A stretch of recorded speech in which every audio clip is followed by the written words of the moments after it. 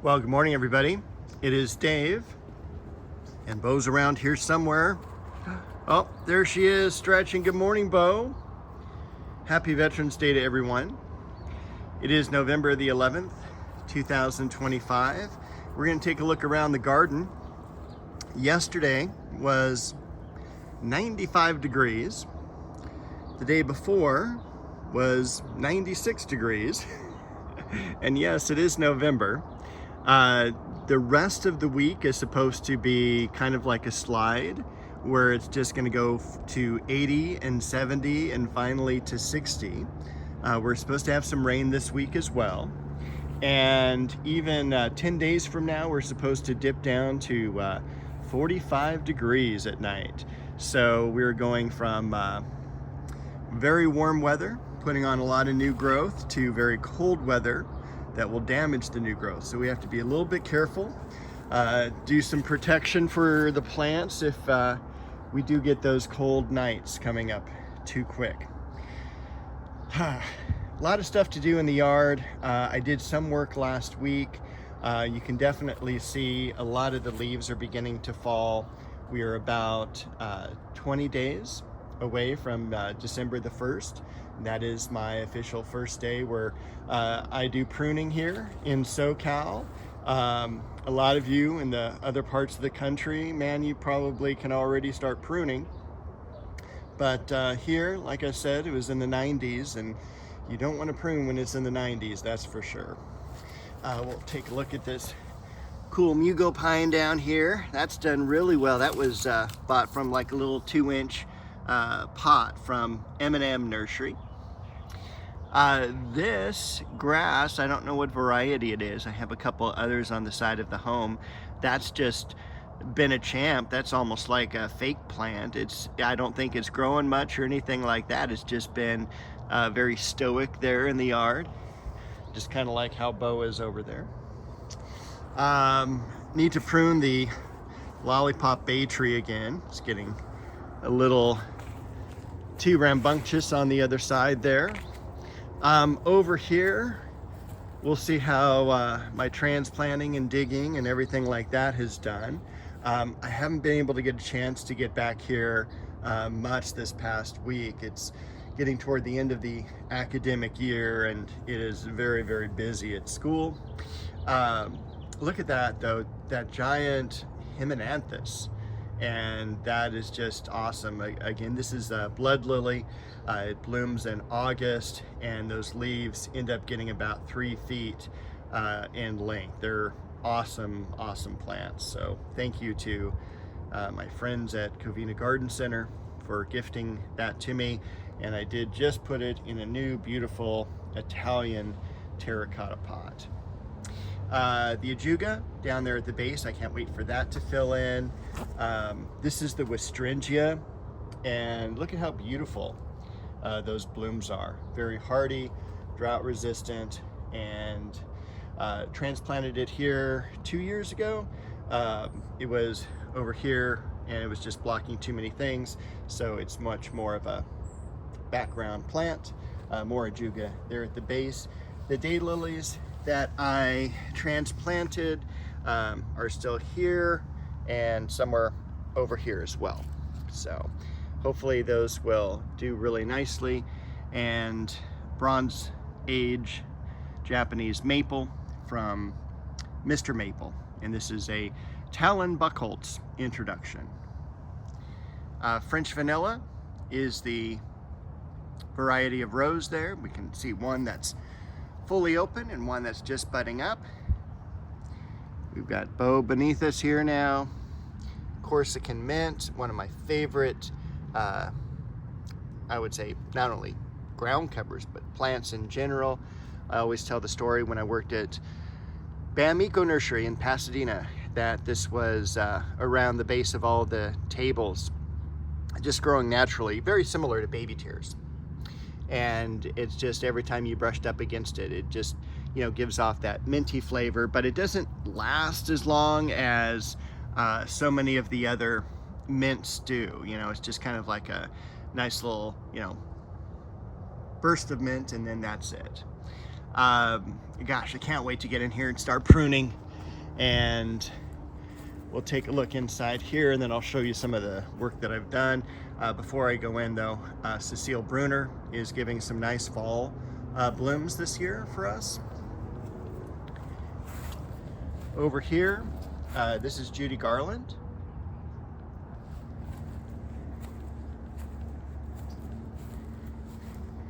This is Perfect Moment.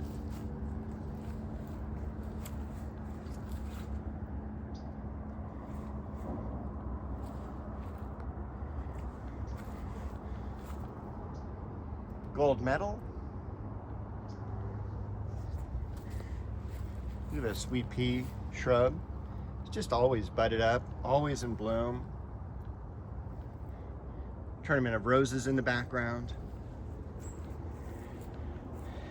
You can already see the lankiness, I guess you could call it, of the interior now of the Leonotis. So I cut that back. I'm going to dig it up. That's going to go back there behind the crabapple tree.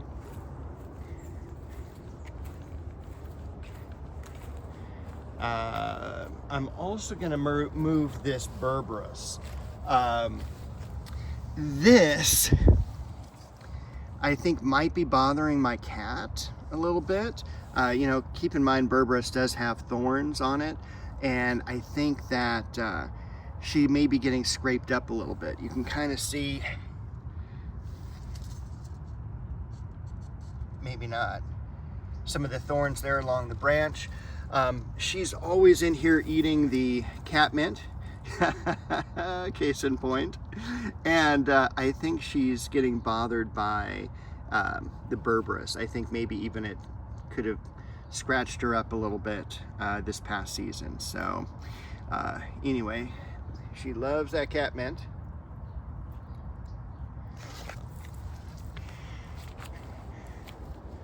Not much else to talk about back here, but I am planning to pop in a couple trees along this area here. So this area needs to be cleaned out, but on the other side of the trash bins, where that black tool bin is there, I'm going to do like a persimmon tree, and then a little bit further down equally I'm going to do another tree.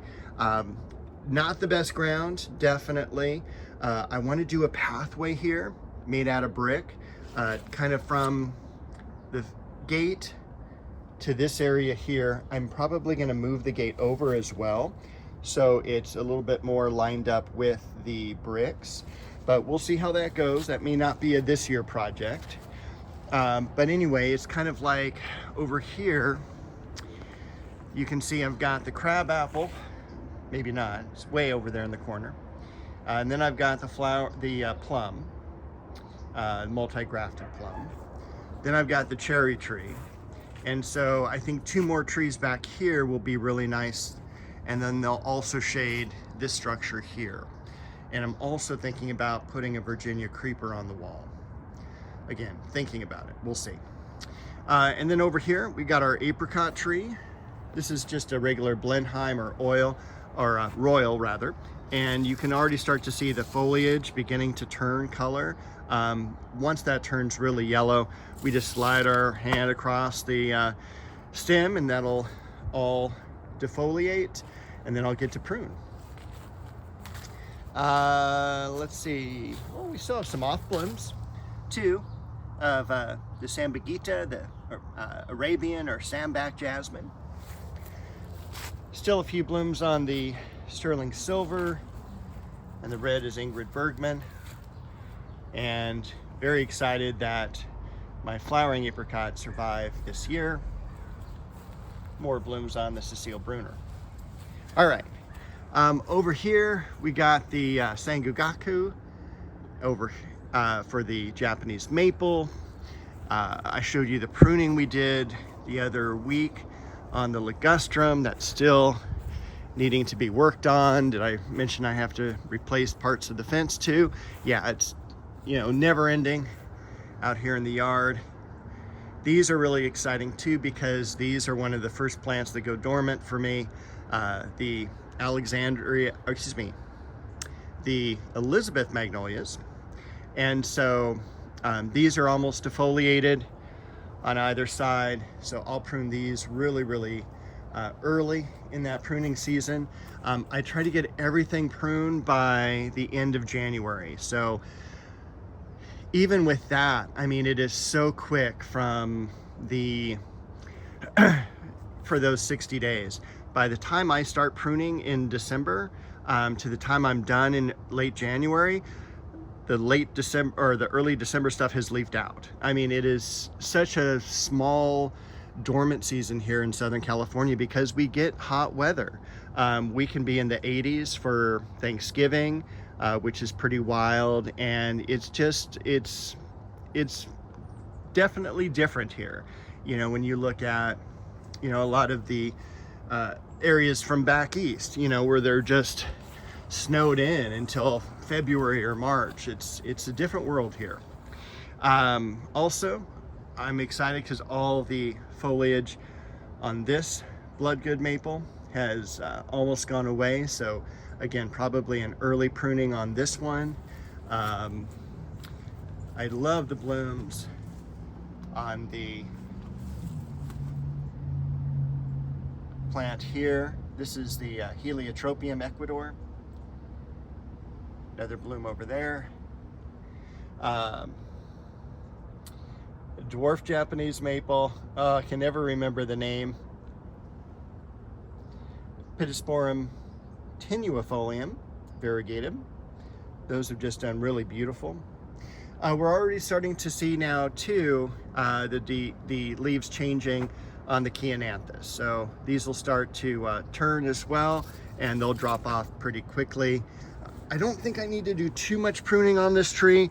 I did some pruning during the growing season, and it looks really good. So not a whole lot, but we'll see once we go dormant here. Restake it a little bit. You can kind of see it's turning off to the left there, but that's done really well. And this is now 2.5 years. So that third year is normally really good growth year. I'll probably also take off this branch here from the plumeria. We'll see. Over here, this is kind of what I've been doing the past week, is bringing back the ivy from the top of the fence, and also pruning the ivy back to the fence. And also the ivy that's grown through the fence, because there's a gap of about 1 foot in between my fence and the neighbor's fence. And so ivy grows back into there as well. And fun fact, that's actually where Bo was living when she was a stray cat, is right between those two fences. I'm sure it was protective for her, and she would come every morning. She would hear the click of the back door, and she would run to the door to get some food. So I'm very happy she's now living with me inside and all of that. So Chamaecyparis, this Japanese maple, the Shishikashira, that's pretty well dormant. So I'm going to move that out into a more prominent position in the yard. The Devalia, the sun coming up. This Japanese maple too, that'll be dormant in a couple of weeks. Got to get rid of all these ferns. They've just taken over. Cut back the French sorrel. Orange Dream is the Japanese maple in the back. The Forsythia here, I can't wait for that to bloom. We got some blooms on the geraniums here.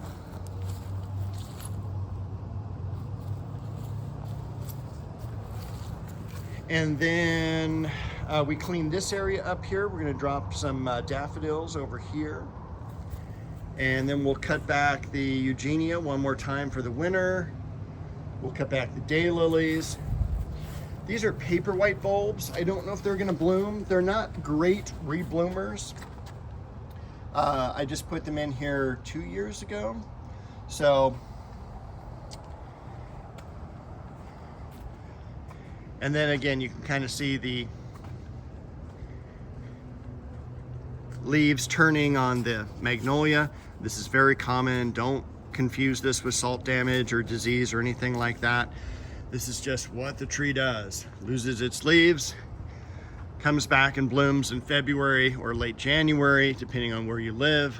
And it's beautiful. I can't wait to prune it. I can't wait to see it blooming. Again, just one of my favorite things of the year. And we're already 15 minutes in, so I've talked way too much, and I better get doing some yard work. So Bo and I wish you a very happy gardening week. We'll see you next week with another video.